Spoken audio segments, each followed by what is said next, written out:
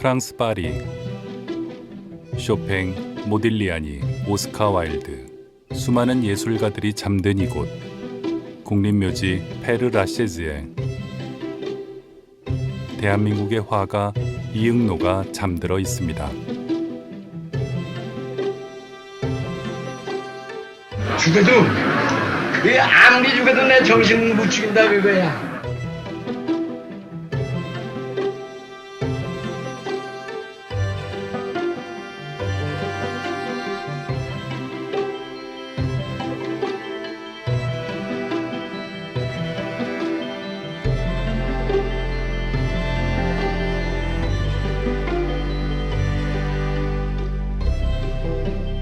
이응노, 그림 같은 아이.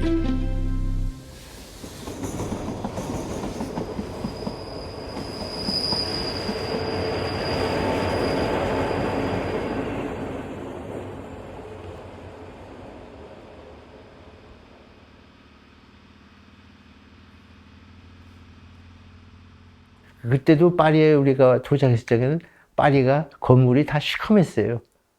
그 연탄들을 이제 써서 그런지 완전히 그 노트르담 어디 뭐 건물도 보면 다시 아주 어둡고 그 시대에 내가 요즘에 작품을 다시 보게 되니까는 그 콜라주 그 작품이 보니까 어두워요 보니까. 근데 그때는 또 고생하고 우리가 얼마나 뭐 몇 푼만 가지고 오지 않았어요. 그러니까 그런 고생 속에서도 있었고 그러니까 그게 다 우러나더라고요 보니까.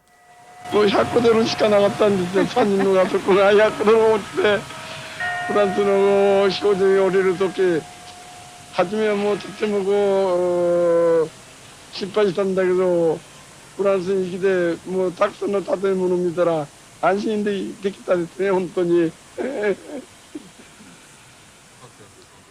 여기 올 적에 돈 한 푼도 없이 왔어요. 우리 그 프랑스에서의 그 화가로서에는 늦은 거예요.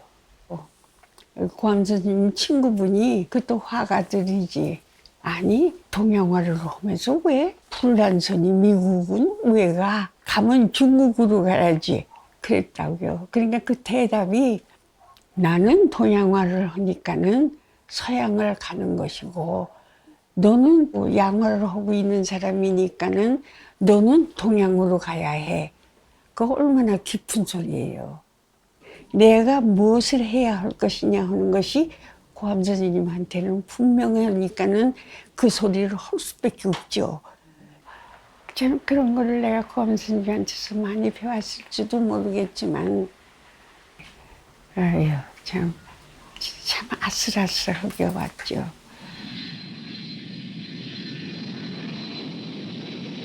Alors, il arrive un peu tard, il arrive en France en décembre 1959, à un moment où l'école de Paris n'est plus à son zénith. Elle est en train, elle ne le sait pas encore, mais elle commence à amorcer son déclin. Ce qu'on peut dire, c'est que quand il arrive en France, c'est un artiste qui va assez rapidement être repéré par les gens qui s'intéressent à l'art abstrait, à l'école de Paris, en gros, et qui va être en partie intégré dans cette école de Paris. Parce que le Père-Lachaise, c'est un lieu touristique en soi, mais c'est un cimetière qui a à la fois le mérite d'être l'un des cimetières les plus pittoresques de Paris et qu'il y a un cimetière qui est extrêmement visité parce que c'est un cimetière dans lequel vous avez plein de gloires du 19e et du 20e siècle qui sont enterrées. C'est un artiste qui a fait l'essentiel de sa carrière à Paris. C'est un artiste qui s'est intégré dans l'école de Paris. C'est un artiste qui a eu pas mal d'échanges avec d'autres artistes de la scène parisienne. Et pour moi, c'est symbolique parce que c'est quand même un rappel du fait que ça a été l'une de ces grandes figures de la culture française au XXe siècle.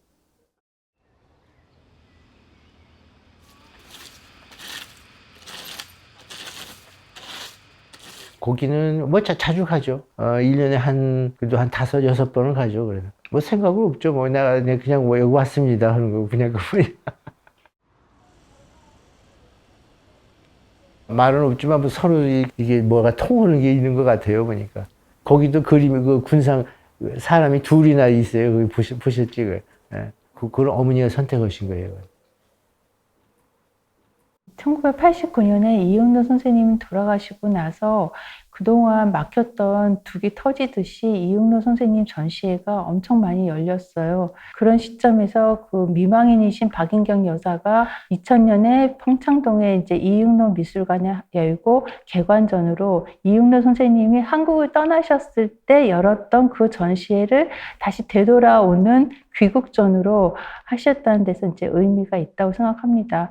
특히 이응로 선생님은 도불전에 나왔던 작품들을 거의 팔지를 않으셨어요. 사람들이 왜 안 파냐고 물었을 때 나는 이 작품들을 가지고 전쟁터로 떠난다. 이건 나의 무기다. 그렇게 말씀을 하셨는데 그 작품들 고스란히 가지고 돌아와서 저희들 앞에 다시 42년 만에 펼쳐주셨을 때 50년대 작품이 거의 남아있지 않는 한국 미술계에서는 이거는 완전히 거의 보물창고가 열리다시피 굉장히 큰 센세이션을 불러일으켰다고 생각합니다. 참 좋아하셨을 거예요. 참 좋아하셨어. 이제는 알아주는가 보다 그렇게 생각했을 거예요. 괌이 그런 시대가 있었다 하는 것을 그것은 역사적으로 불행해요. 구암이 유럽에 가서 바로 정착한 것이 아니고요.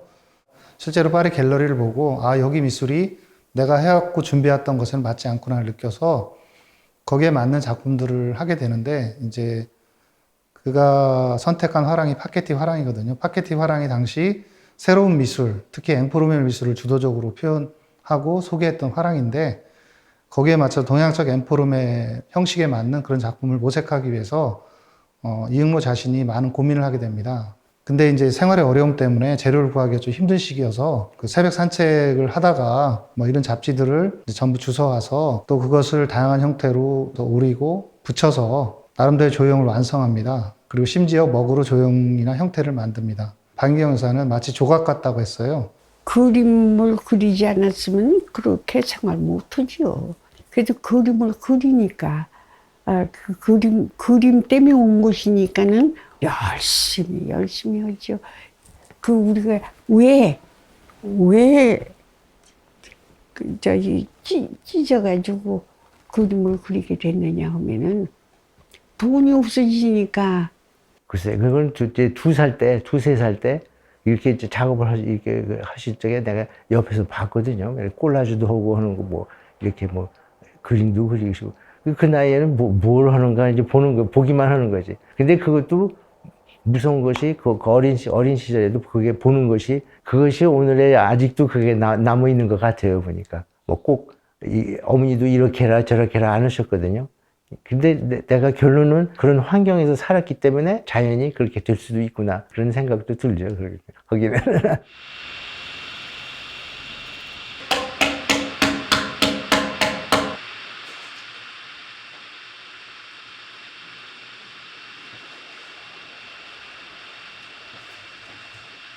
그러니까 그때는 한참 80년도 그때 그 몰쇼이라는 그 춤 계속 그 춤을 같이 가서 보고 거기서 하시는 걸 내가 봤는데 종이를 이렇게 놓으시고 이렇게 연필을 놓으시는데 보통 작가 같으면 봐가면서 이렇게 하잖아요.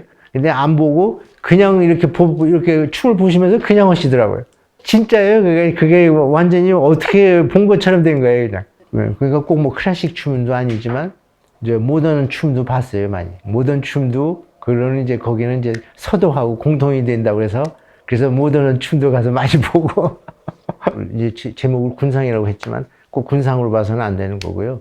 그게 원래는 이제 그 댄서 춤으로 이제 그걸 시작하신 거예요, 그게.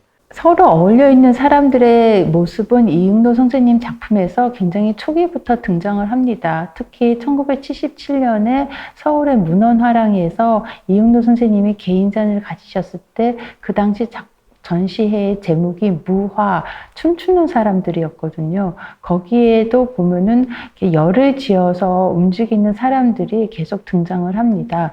이렇게 열을 지어서 일사불란한 동작을 보이는 그런 무대 위의 사람들한테 이응로 선생님이 감동을 받고 그림을 그리시게 된 계기가 있었을 거라고 생각을 합니다. Et on en a eu un exemple quand on a fait l'exposition ici en 2017, où je me rappelle notamment que je faisais visiter l'exposition à des officiels coréens et un des officiels est tombé en larmes devant l'une des peintures parce que ça le ramenait justement à cette histoire compliquée de la Corée, à la partition de la Corée, de Lee Hyun-no, qui sont particulièrement présentes et sensibles dans les œuvres de la dernière décennie de sa vie, en fait. 글쎄, 근데 이제 그게 이제 정치적으로다가 이제 그게 변해서 이제 그렇게 된 건데, 뭐 데모가 되고 뭐 하는데, 꼭 그건 아니에요. 예. 결론은 이제 끝머리 가서는 그게 평화 주장을 해야 평화라는 것을 하신 건데, 그 이미지가 그래요.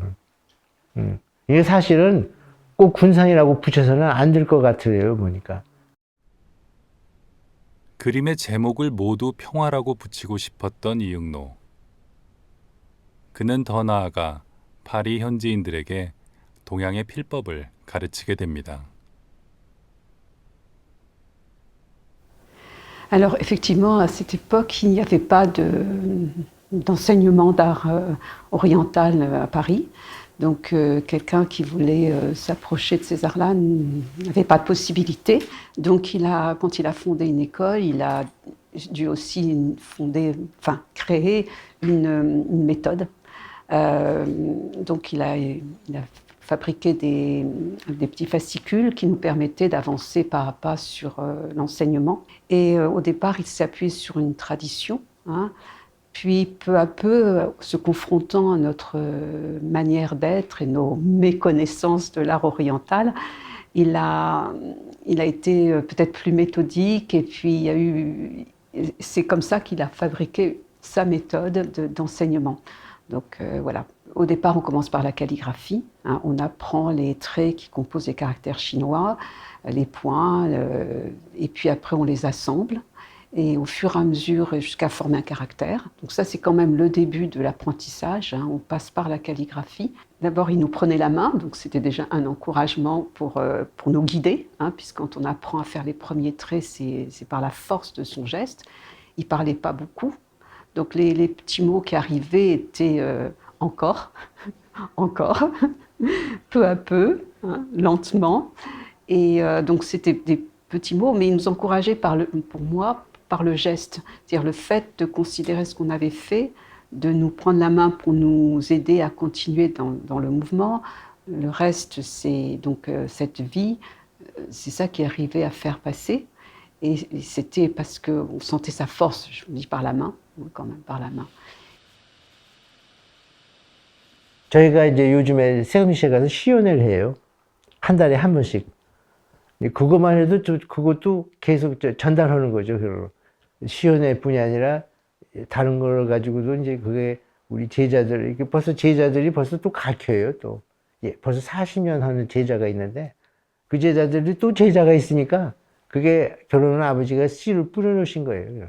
Pour Ounoli, c'était toujours cette recherche du vivant et liée à la nature qui était vraiment sa force, hein.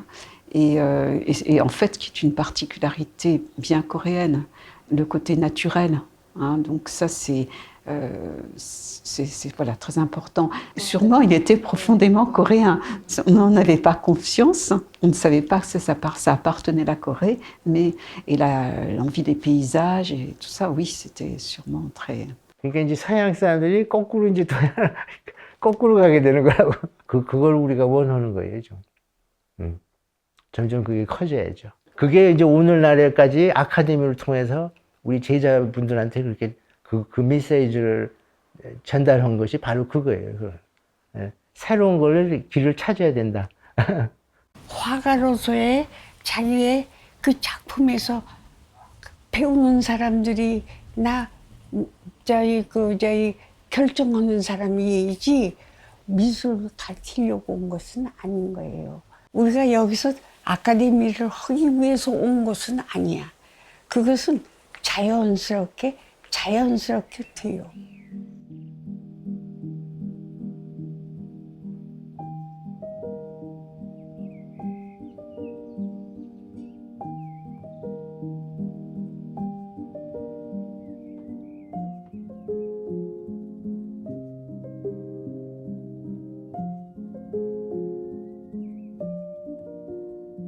한 살도 안 됐을 거야 아마.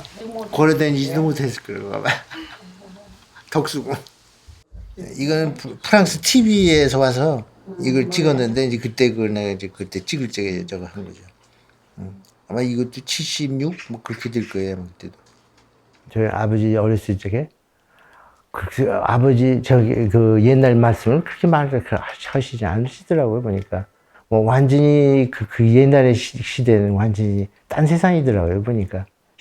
제일 처음에 고암 선생님이 그 집안 내 문제도 그렇게 편안하지가 않았던 모양 같고, 두 번째로는 경제적인 문제도 굉장히 어려웠던 모양이에요. 그 나한테 가끔 얘기를 해요. 어떻게 서울 가고 어떻게 저것을 알 수가 있었느냐. 고암에게 윤혁의 세계는 어떻게 보면 결코 이제 가닿을 수 없는 그런 세계죠. 언제든지 고향에 오고 싶었으나 결국 가지 못했던 그런 데인데요. 고암을 둘러싸고 있는 환경 자체는 그 용봉산이라는 산이 있어요. 근데 고암 선생님이 말씀하시기를 용과 불사조, 봉황을 불사조로 해석하시더라고요. 용봉산에 둘러싸여 있고 거기에 아름다운 바위가 있다. 그 다음에 월산이라는 굉장히 따뜻한 산이 있다. 그래서 음양이 같이 이루어진 그런 고향에서 태어났고 순백의 어떤 바위와 능선 이런 것들을 잊지 못한다. 그것이 아마 이제 고암 예술에 있어서 예술적 자양분이 됐었고 또 자기가 한국화를 하는데 기본이 됐었던 하나의 요소였죠. 고암 선생이 19살 때 그 서울로 떠나게 되는데요. 해강 문화에 있을 때 호를 받았는데 그게 죽사입니다. 대나무와의 인연이 거기서부터 시작됐고 그의 출세작이자 마지막까지 고민했던 하나의 예술적 출발점, 그것이 대나무입니다. 자연을 직접 보고 그걸 이제 하시니까 완전히 그게 달라지기 시작하신 거예요. 그러니까 완전히 새로운 표현을 하시게 된 거지. 그런 작가는 별로 없어요, 보면. 선생의 작업을 다 꼽혀오고 있었는 그런 상태였었는데, 그거를 이제 완전히 이제 그런 거 생각하면 혁명을 하신 거지. 그러니까 나도 그렇지만 이제 어머니도 그러시지. 우리 이 표현하는 방법도 다 자연에서 나온 거 아니에요? 그러니까 그거를 받아들여서 완전히 자기 걸로 만들어야 된다. 이제 그거였죠. 완전히 개성적으로. 우리 제자한테도 그런 말씀을 하시더라고요. 이제 자연을 모방해서는 안 된다. 그러니까 자연을 보고 하고는 하지만 자기 걸로 이제 그걸 소화시켜서 자기 걸로 그걸 표현해야 된다. 이제 그거거든요.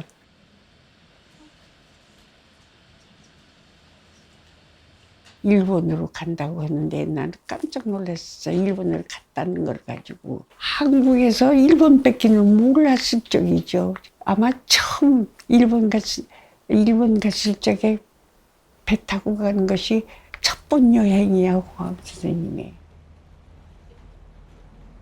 이용돈 선생님은 굉장히 그 시대 변화의 흐름에 예민했던 분이세요. 처음에 그림을 그리셨던 계기 자체가 집을 가출을 해서 서울로 가겠다는 얘기가 들릴 만큼 항상 새로운 세계로 넘어가고 싶어하는 욕망이 강하셨던 분인데 1932년에 조선미술전람회에 서예가 사라지게 됩니다. 사군자 작가들이 조선미술전람회에 더 이상 출품을 하지 않게 되니까 이렇게 사라져가는 장르가 아니라 더 새로운 세계에서 무엇이 이루어지고 있는지를 보고 싶으셨을 거라고 생각합니다. 마츠바야시 게이게츠 밑에 덴코 화숙에서 이제 본격적으로 이제 새로운 그림을 공부하시게 됐는데 일본으로 유학 가셔가지고 이분이 동양화만 공부하신 게 아니에요. 서양화를 배우셨고 데센 공부를 하셨어요. 이전에 사군자 작가였을 때는 느껴보지 못했던 어떤 사생의 중요성을 강하게 깨달으시고 이때부터 이응도 선생님의 풍경화들은 다 현장감이 굉장히 강한 작품들이 나타나게 됩니다. Alors, en fait, la présence humaine est une présence très ancienne dans l'œuvre de Lee Ung-no. On en voit, en fait, dès la première moitié du XXe siècle, dans certaines de ses peintures. Malheureusement, il nous en reste relativement peu, et notamment les peintures qu'il fait au moment où il étudie au Japon, il y a quelques figures humaines, et puis surtout, il y a toute la période après la libération coloniale, qui est le moment où une bonne partie des artistes coréens essayent de sortir en fait de la tutelle japonaise et de la tutelle politique est finie, mais il y a toujours la tutelle culturelle, c'est-à-dire qu'ils se sont formés dans un environnement qui avait été mis en place par les Japonais et beaucoup d'artistes à ce moment-là vont essayer de créer un art qui soit un art véritablement coréen. Et donc pendant toute cette période, il y a dans l'œuvre de Lee Eun-no un certain nombre de représentations de scènes très contemporaines, de scènes de la vie quotidienne en Corée. Vous avez des lettrés, vous avez des ivrognes, vous avez même des prostituées représentées dans certains, vous avez des manifestations aussi. Et donc la présence, la figure humaine est déjà très présente dans son œuvre à ce moment-là. Ce qui se passe, c'est que quand il va passer... la présence humaine reste d'ailleurs dans son œuvre jusqu'au moins la fin des années 50 de manière très sensible et très visible.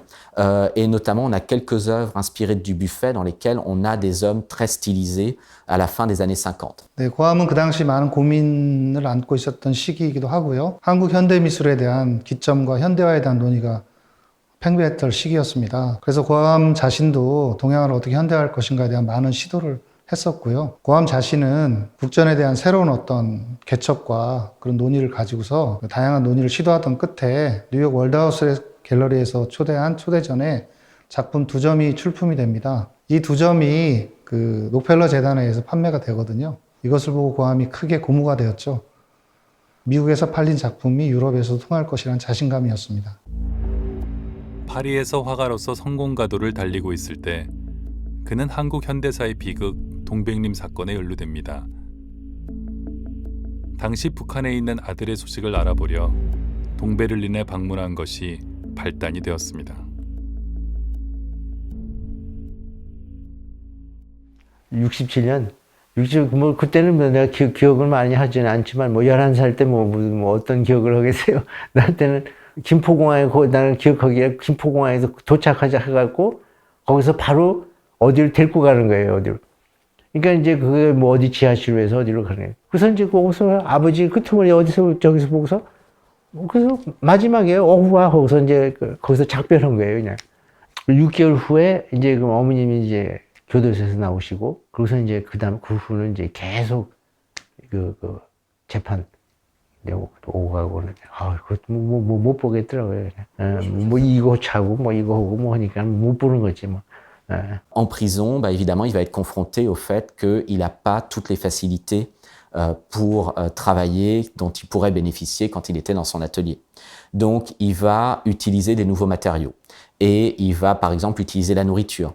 Et donc, quand il arrive en prison, il va continuer à créer et donc, la prison le confronte à des limites et qu'il doit arriver à contourner, qu'il doit arriver à surmonter. Il va créer jusqu'à son dernier souffle.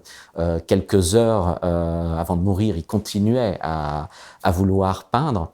양철 세숫대야에다가 못을 뚫어서 자신의 분노를 표현한 작품이라든가 점점 더 이제 그 작품의 조형 형태를 바꾸면서 나중에는 이제 뭐 바풀이라든가 간장 이런 걸 가지고 자신의 표현 형태를 계속 확장하죠. 그러한 모든 것이 결국은 인간과 사회 이런 것에 대한 관심 하에 이루어졌다고 보기 때문에 고암에게 있어서의 어떤 감옥 체험 내지는 동백림 사건이란 정치적 사건은 고통이자 새로운 예술에 대한 어떤 신호라고 할 수 있습니다. 형무소에서 저희 그 친구들이 저희 면회 올 적에 이렇게 나오면은 아주 반가워서 또 잘 울어요.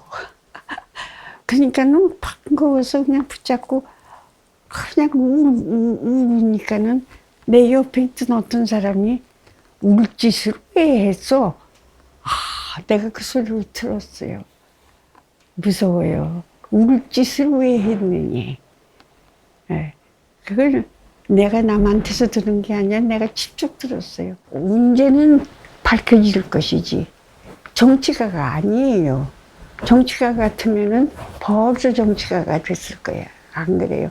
그러니까 뭐 이제 이렇게 자유스럽게 이제 말도 하지만 뭐 얼마 전만 해도 한 10년, 15년 전만 해도 뭐 말 못했어요. 그렇게 해서는 안 돼요. 이제 그거는 없애져야 되고 결론은 이제 평화를 주장해야 된다는 게 그것만 남은 거예요, 결론은. Qui est le moment où il y a une sorte de damnatio memoriae de Lee Eun-no, où son nom ne peut plus apparaître dans les journaux. Lui n'a plus le droit d'aller exposer en Corée. Il est donc totalement coupé, en fait, de la Corée du Sud. Il va même prendre la nationalité française en 1983. à une période où la double nationalité n'existe pas pour les Coréens. Donc il perd la nationalité coréenne à ce moment-là. De mon point de vue, très clairement, il y a une phase coréenne de l'œuvre de Lee Woon-no en France et qui coïncide en grande partie avec le moment où Lee Woon-no ne peut plus retourner en Corée du Sud, qui est après 77, où Lee Woon-no, on pourrait considérer que c'est pratiquement le moment où il est le plus loin de la Corée. Et c'est aussi le moment où son œuvre revient le plus à la Corée. Et pour moi, il y a une série d'œuvres qui est une série qui était liée à un projet éditorial qui n'a pas vu le jour, mais qui est une très belle série qui est au musée de Daejeon, qui est la série de peinture qui s'appelle Marco Polo, qui est presque un voyage vers l'Asie, qui est presque une manière de retourner vers l'Asie, que je trouve très symbolique en fait de ce retour. Et cet élément politique aussi de l'œuvre de Lee Woon-no est aussi très clairement lié au fait qu'à partir de 77, il y a cette cassure. Parce qu'on voit dans les œuvres de ces années-là aussi beaucoup de slogans politiques, parfois de slogans très agressifs d'ailleurs, et qui sont un contre-coup de ce moment où lui va se retrouver privé de la Corée. ことに対して20年余り損しました。スパイだと言って引っ張って韓国に行ったりそんなことりするのはそれはそんな政治がどこにあってんの何のために政治がちょっと 생각해 보면은 좀 더 발전할 수가 있었는데 그게 아쉬워요. 여러 가지의 뜻이 있을 것 같아요. 참다운 것이 없어져 간다고 하면은 그것을 살려야 한다는 것이 아마 고함의 생각이었을지도 몰라요. 그 고함은 자기 그림 이외에는 없어요.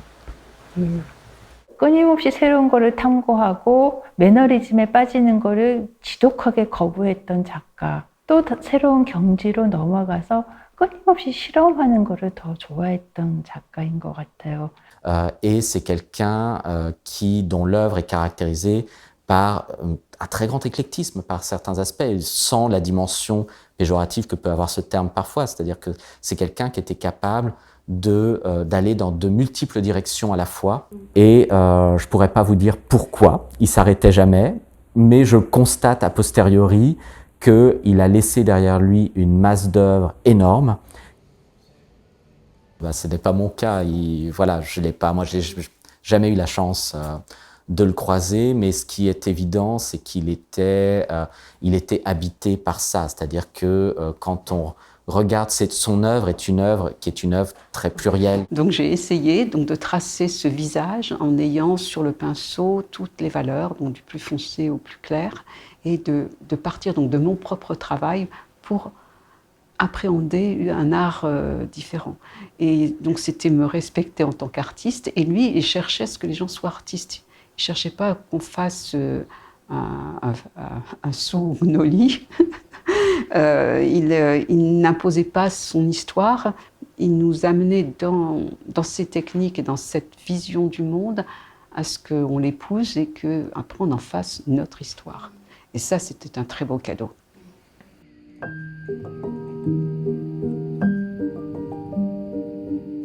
오랜만에 프레생제르베에 방문한 이융세. 아버지와 작업한 벽화를 보며 많은 생각에 잠깁니다.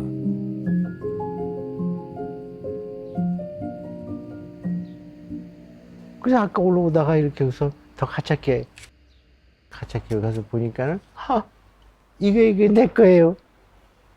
깜짝 놀랐죠. 깜빡 잊어버리고 있었던 건데 그때 그렇게 합작이니까 그래도 네 거라도 하나 거기다 붙여야겠구나. 그렇게 붙인 거죠 결국은. 74년 그때 이제 무뚝 저희 아버지가 생각하신 게 이제 이렇게 세라믹도 그렇고 접시 뭐 이런 모자이크 이런 것도 많았었거든요. 근데 그거를 버리지 않고 뭘 그거다가 사용할까 이제 그런 생각을 했는데 벽화를 뭐 어떠세요? 그랬더니 좋은 생각이다. 그러고선 여기를 선택한 거예요, 이쪽을. 보는 사람에게 물론 딸려 있지만 뭐 군상이라고 할 수도 있고 내 생각에는 이것이 내 생각에는 패밀리라고 가족인 것 같아요, 보면. 그걸 거예요. 네. 그때 내가 고함 선생님을 처음 뵙기 때에 그런 분인지도 몰랐었어요.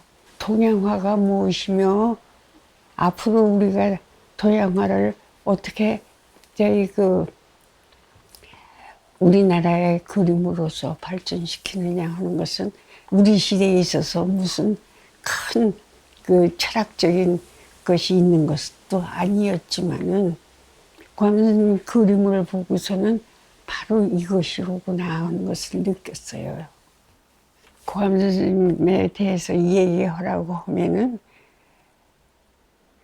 내가 뭐라고 대답을 할 수 있는 것은 화가라서는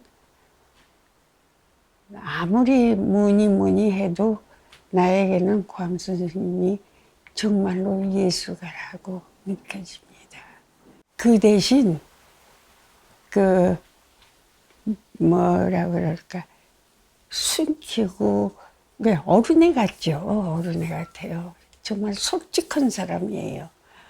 네, 내가 알기는 아버지는 항상 성격이 이렇게 참을성이 없으신 분이었어요. 순수하시고. 네. 그거는, 이 결론은 그렇게 생각해 보면은 큰 작가이셨어요. 네. 끝까지 그래도 생각해 보면 돌아가실 저녁 때까지, 밤중까지 그림 얘기하셨어요, 항상. 앞으로 뭘 해야겠다, 그런 말씀 계속 하시더라고요. 그림밖에 없으셨어요. 네. 쓰레기통에 주워놓은 거. 나무 조각, 갈래 조각, 눈이 패는 거 작품 아닌 게 없습니다. 이 눈이 패는 게 우선 작품 아닌 게 없어요. 예술 아닌 게 없어요. 그러니까 조금 걱정이 있어요. 자기 마음 묻는 데서 자기가 그걸 찾는 거예요.